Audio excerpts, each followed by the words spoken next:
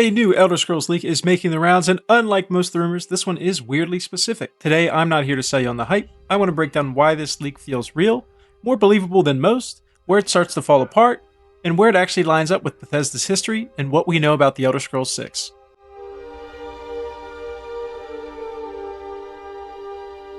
Alright, let's break down the leak. This is a 4chan leak, so we are going to take this with a grain of salt, but the title is Elder Scrolls 6 Iliac. How do I feel about that? I don't know. It seems a little too on the nose. They would probably name it Iliac, though, if it was around the Iliac Bay, so I guess that works, but if I had to come up, if I was going to make a fake leak, I would probably actually call it Iliac or Hammerfell. Well, probably would have been the two, if it's not Iliac or High Rock or Hammerfell, I'm not sure what else it would even be, actually. The setting is Hammerfell and Coastal High Rock, Iliac Bay. It's kind of what we were expecting. We did our tier list in the past. We'll probably do another one because the first one was with just me. We'll do another tier list, and I think that Hammerfell and High Rock make the most sense, and I think if you put it coastal, right in the Iliac Bay, that's kind of everybody's wish list. So this kind of seems like a wish list leak. So I'm not sure the validity. Anytime we get exactly what we want from Bethesda, I always kind of get a red flag, and a lot of these leaks seem that way. We're getting shipbuilding and sailing, okay? This is one of those things that could be just to add credibility if this is a fake leak. We've all kind of thought that shipbuilding and sailing were going to be in the Elder Scrolls 6 because of, obviously, the shipbuilding in Starfield. It was really fun. It was a really good part of Starfield, maybe the only good part of Starfield, potentially. So obviously it would make sense to put into the Elder Scrolls 6. Even from a Bethesda perspective, they generally reuse systems. As we saw, the settlement building from Fallout 4 was in Fallout 76 and was also in Starfield, so it would actually make sense for them to have shipbuilding and sailing. Next, we have settlement building. Same situation. I know a lot of people, myself included, didn't actually want settlement building. And, it's kind of a bummer. I like the houses in Skyrim. I like getting a house, and then I also like the hearth fire system where you can kind of build a house, but it's preset and things go where they go, and maybe give me a little bit more than that, but I don't like the settlement building because I think it just promotes a lazy design where they just leave a lot of stuff empty and tell you to put stuff there. So I don't really care for that, okay? Procedural generation for Iliac Bay, okay? And I wonder what that would mean if that was real. We're going to pretend as if this leak is real for a little bit, guys, so we'll get to the end and I'll tell you my actual thoughts if I think it's real or not. Procedural generation for Iliac Bay, what could that mean?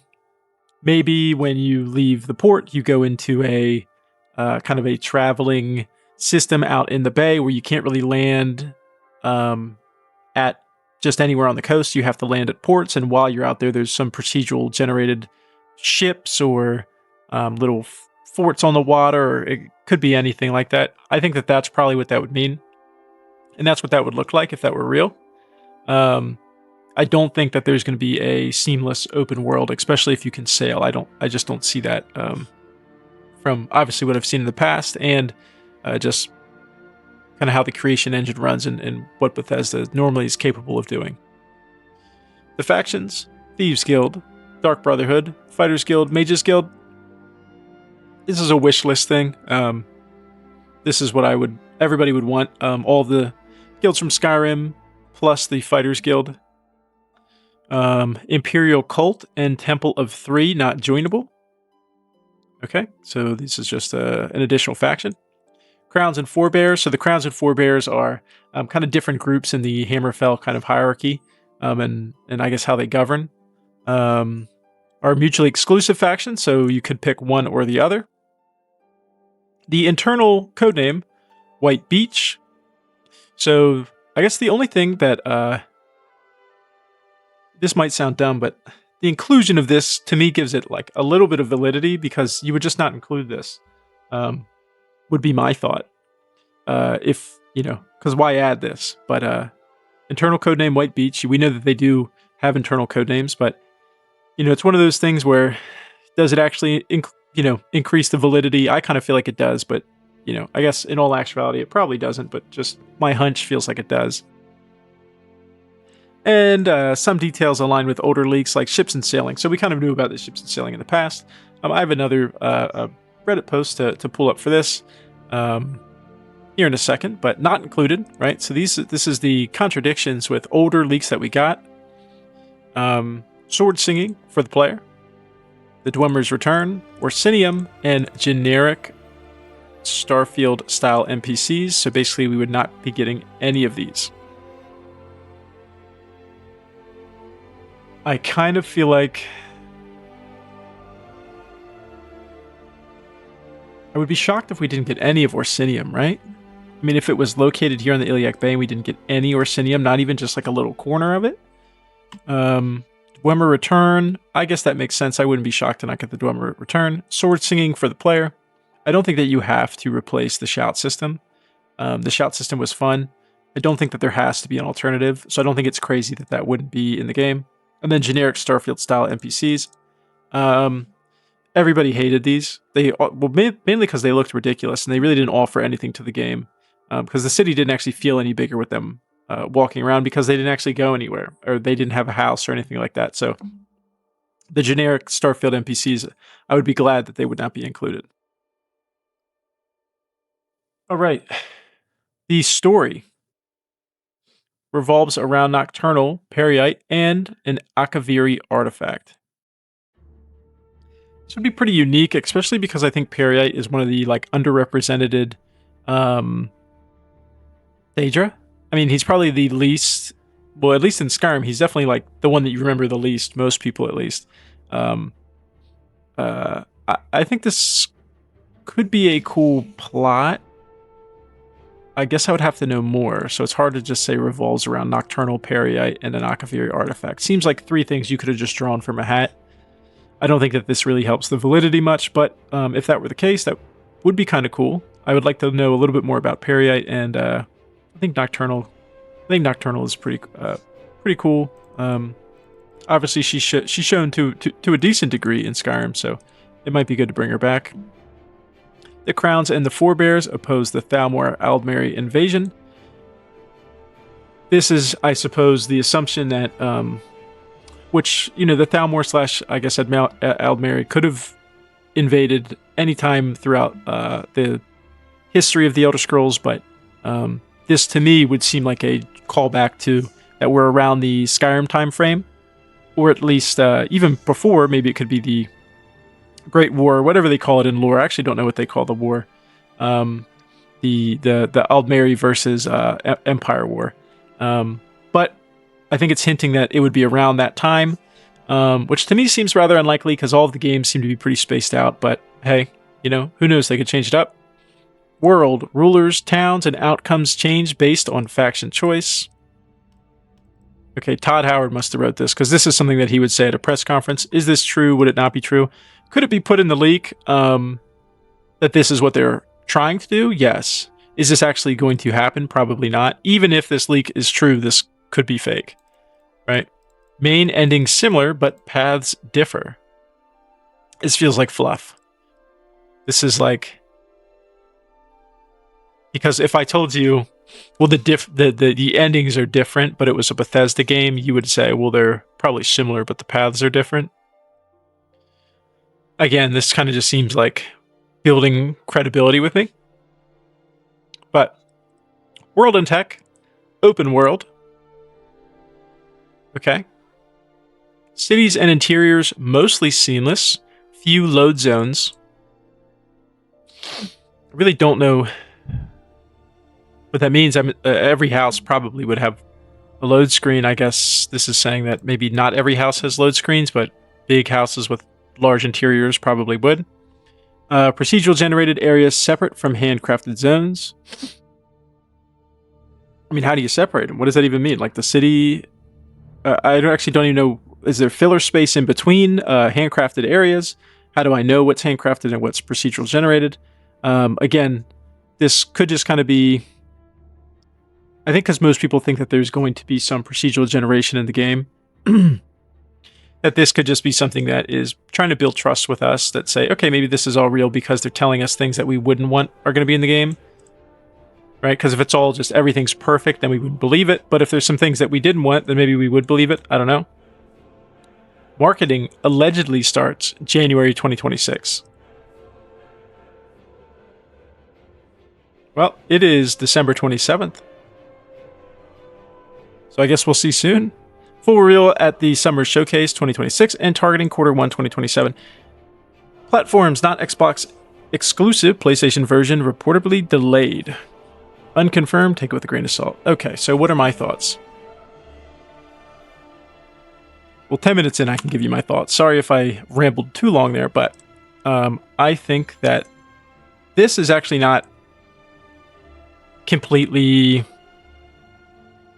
out of the realm of possibility, okay? I think they've been developing this game probably for 3 to 4 years. People will say, well, they take 5 to 6 years to make. That's not really true, actually. They really only take about 3 years to develop. From pre-development, generally they'll say they take 5 years. But from actual development, these Bethesda games really only take 3 years to make. So I think it's just a common misconception that some people have, is that these games take 6 years to make. They make them take 6 years to make because they do all of this waiting and then some pre-development, and then they stop the pre-development, and then they do this, some more waiting, and then start the actual development. The actual development of these games takes 3 years. And we're talking about Q1 2027, which would be next year. So this would be saying that basically we've been in full-scale development for at least 1 year. For at least 2 years. Right? That would get us at 3 years, would be targeting a Q1, which they would probably delay regardless. But I don't think it's that crazy. A full reveal at the Summer Showcase, that would be 6 months before launch. Around 6 months before launch, we would get a reveal. Again, makes sense. I think that it's funny that this is what's kind of titled here is very sketchy. To me, this is the least sketchy part. This is probably the part that would make the most sense. I think it's all this other stuff that to me seems like it's trying to build rapport. That would have me kind of, questioning this. 11 major cities and 2 fortified cities.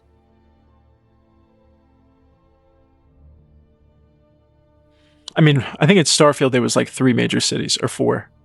In Skyrim there's,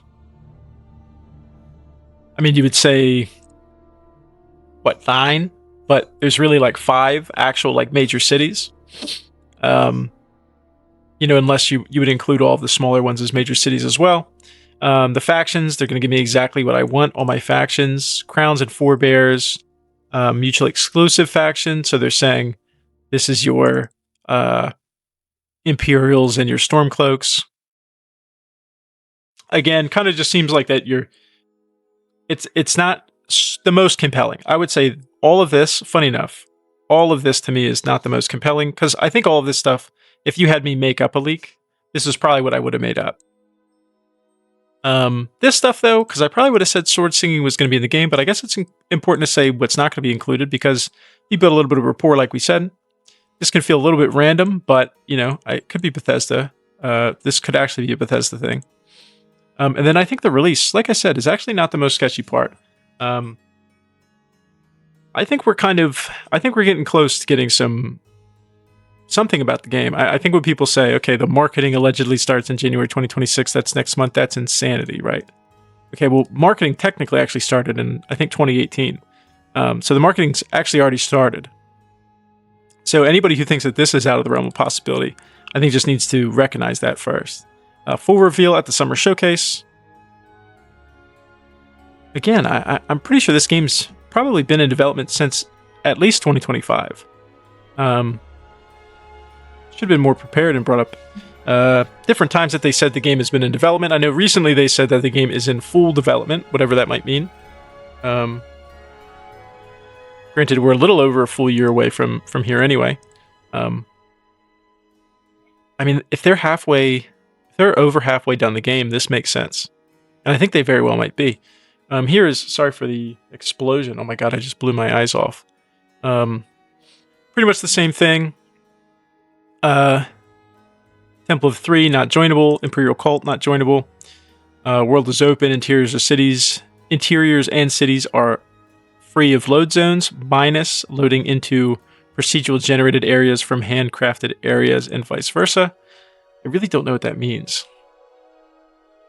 Some information already seen in previous leaks, such as shipbuilding, sailing, and the archipelago procedural generated area. Okay, so that's kind of what I was thinking, is that it was going to be stuff while you're at sea was going to be procedurally generated.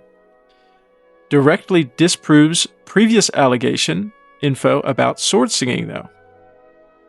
I think a typical thing to do, say it is a fake leak, when you do a fake leak, is say that something that in a different leak is not true, because then it kind of builds credibility towards yours. But again, I don't think that sword singing not being in the game is crazy. I don't think that the shout system actually needs to be replaced with something. I barely even use shouts anyway. I don't know about you guys, but it talks about some weirdly specific details, such as the main story's premise and the factions. A bit harder to make educated guesses with those ones. Estimated release 2026 sounds sketchy. Probably the weirdest time frame I've seen floating around. Guess we should see if marketing ramps up this January. Eternal naming is also an interesting way for someone else with credentials to possibly verify the validity of the info. Nevertheless, aside from the release, it's a realistic prediction / leak. And again, yeah, it's from 4chan, so take it with a grain of salt. Where's my X here? Okay. Yeah, sorry, I did stop blowing my eyes out. I don't know. Tell me what you guys think. I wanted to cover it just because, really, the biggest thing is marketing allegedly starts in January 2026, so we're actually going to know really soon if this is true or fake. Let me know what you guys think in the comments. Is this leak legit? Let me know if you want me to keep covering all these leaks or not, or if they're getting annoying for you. And just like all the time, if you watched up to this point, please like, comment, subscribe, and have a good one.